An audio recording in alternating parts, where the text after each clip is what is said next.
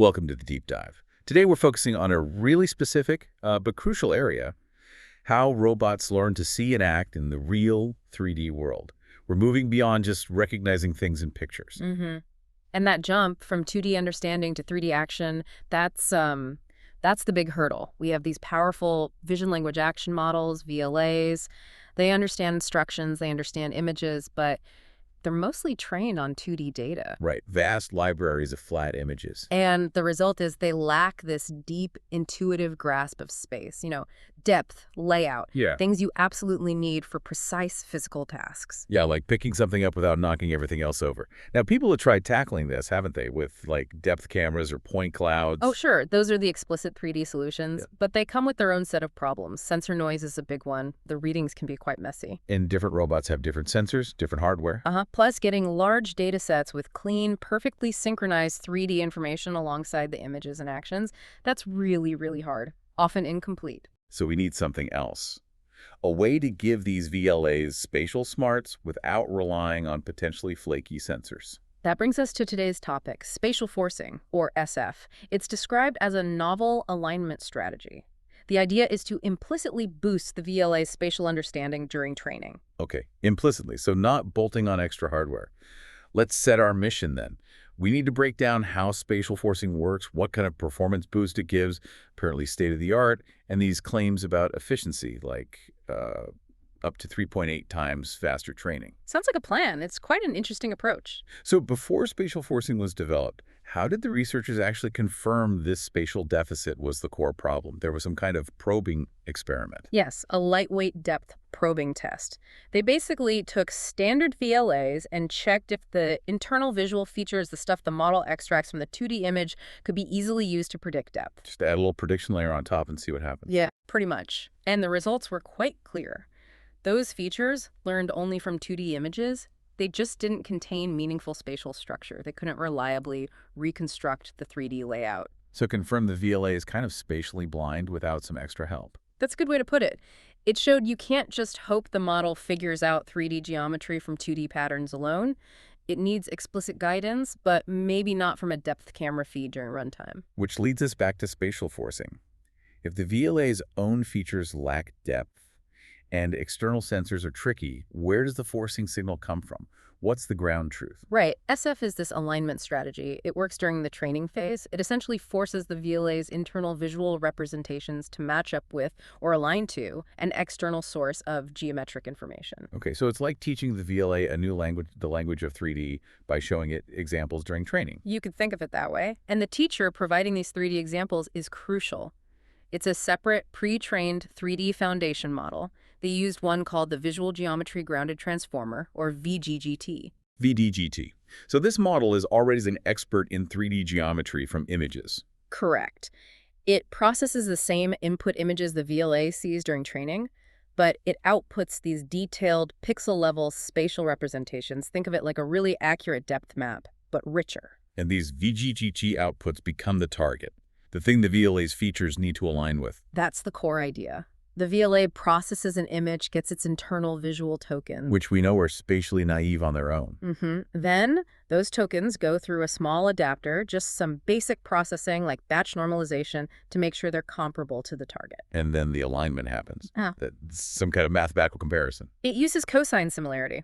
It's a common way to measure how similar two vectors or sets of features are in a high-dimensional space.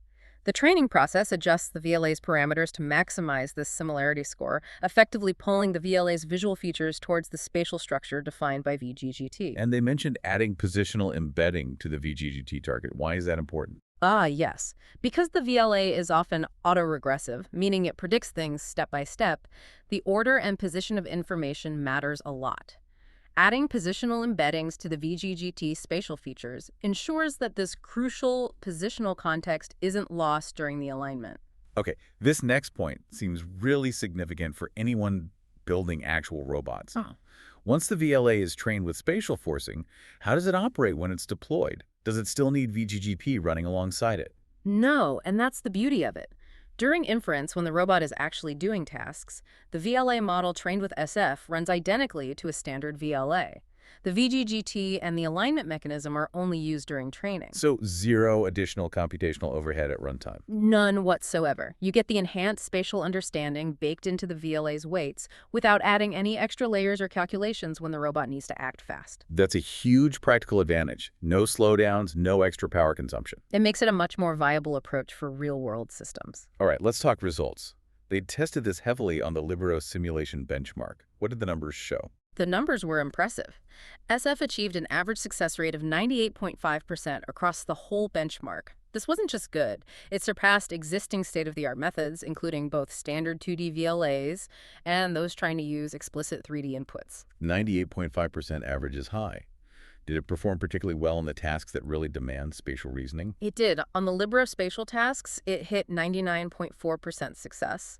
And on Libero object tasks, which often involve precise manipulation, 99.6%. So almost perfect in simulation on the tasks designed to test exactly what SF is supposed to improve. Okay, performance is one thing. What about efficiency? Training these big models takes a lot of time and compute. You mentioned the 3.8x speedup. Yes, up to 3.8 times faster training compared to the baseline VLA model without SF. This suggests that providing that clear spatial guidance helps the model learn much more quickly. It doesn't have to spend as much time trying to infer complex 3D structure from ambiguous 2D cues. It's like giving the student a better textbook. They learn faster. A good analogy. It guides the learning process more effectively. And the other side of efficiency is data. Collecting robot data is expensive. How did SF do with smaller data sets? This was another strong point.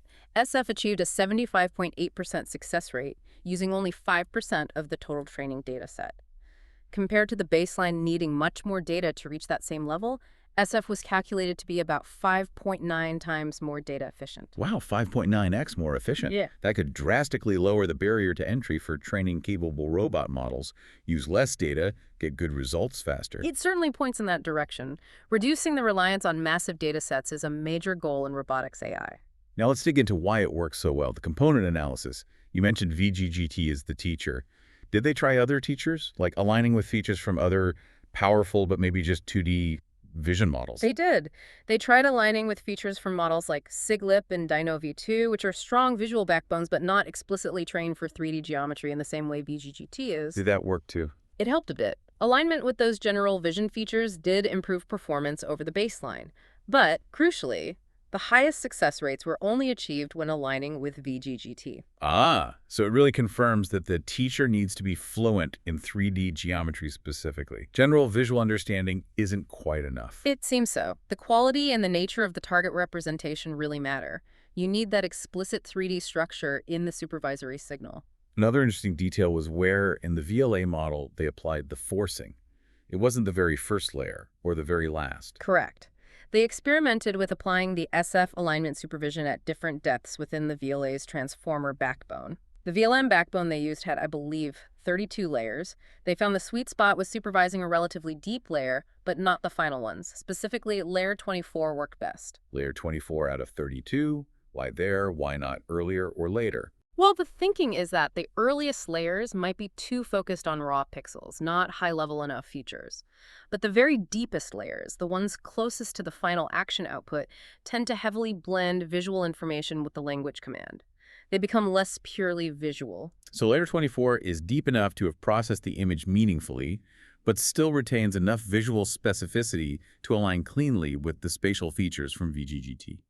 That seems to be the hypothesis. It's about finding that balance point where visual features are rich, but haven't been overly diluted by task-specific or language integration yet. And they use visualizations, TSNE plots, to try and see what happened to the VLA's features after training with SF. What did those show? The TSNE plots are interesting. They basically map these complex, high-dimensional features into a 2D space we can look at. After training with SF, the VLA's feature distribution took on almost the same shape as the target VGGT features. The shape, meaning the relationships between different points, the overall structure. It learned the underlying structure, the relative organization of the 3D spatial information provided by VGGT. But importantly, the center of the VLA's feature cluster remained distinct. It didn't just collapse onto the VGGT features. So it learned the 3D rules, the shape, while keeping its own identity, the cluster center. That's the interpretation. It adopts the necessary spatial structure without forgetting its original visual and linguistic capabilities. It enhances, it doesn't overwrite. Okay, simulation results are strong. The mechanism seems sound. But does it hold up in the messy real world? They tested this on an actual robot, right?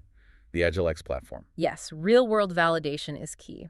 They used a bimanual AgileX robot and designed tasks specifically to challenge spatial understanding, involving variations that typically fool 2D-only models. Like the stack glass cups task.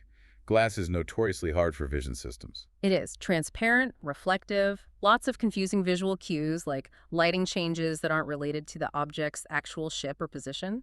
A 2D model might easily get distracted by a reflection. But how did spatial forcing do? Significantly better. It achieved a 47.5% higher success rate on stacking glass cups compared to the baseline VLA. This suggests it was relying on the inferred underlying geometry, the actual shape and location of the cups, rather than getting fooled by those superficial, varying visual cues like light patterns. That's a compelling piece of evidence. What about tasks needing really precise positioning, like height? They tested that with a place green block task. This required estimating the correct height for placement accurately. SF achieved an 85% success rate here. Which shows it's not just understanding general layout, but also extracting precise quantitative spatial information, like height. It seems capable of that level of precision, which is vital for many manipulation task insertion, stacking closely, avoiding collisions during vertical moves. Overall, the real-world tests confirm that the benefits seen in simulation, better spatial reasoning, better use of data, translate effectively to physical robots facing diverse challenges. So let's try to summarize the core takeaway here. Spatial forcing looks like a potent and importantly scalable way to give these powerful VLA models the 3D spatial intelligence they lack from their 2D pre-training. It leads to state-of-the-art performance on challenging benchmarks. And it does this while making training much faster, up to 3.8x, and far more data efficient, needing almost 6 times less data for similar results. And critically, with no extra computational baggage when the robot is actually running, the VLA just is spatially smarter after training. A pretty compelling package.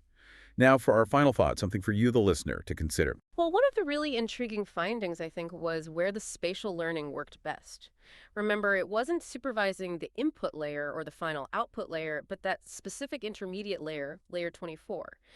This really makes you wonder about the optimal timing or location for injecting external knowledge into these complex sequential models like transformers. Is there a universal principle about hitting that sweet spot deep enough for context, but not so deep that the original signal gets lost? It hints that maybe when and where you supervise features is just as important as what you supervise them with.